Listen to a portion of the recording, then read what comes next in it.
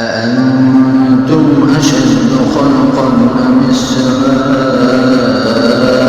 بناها رفع سمكها فسواها وأغطش ليلها وأخرج ضحاها والأرض بعد ذلك دحاها أخرج منها ماءها ومرعاها والجبال أرساها متاعا لكم ولأنعامكم فإذا جاءت الطامة الكبرى يوم يتذكر الإنسان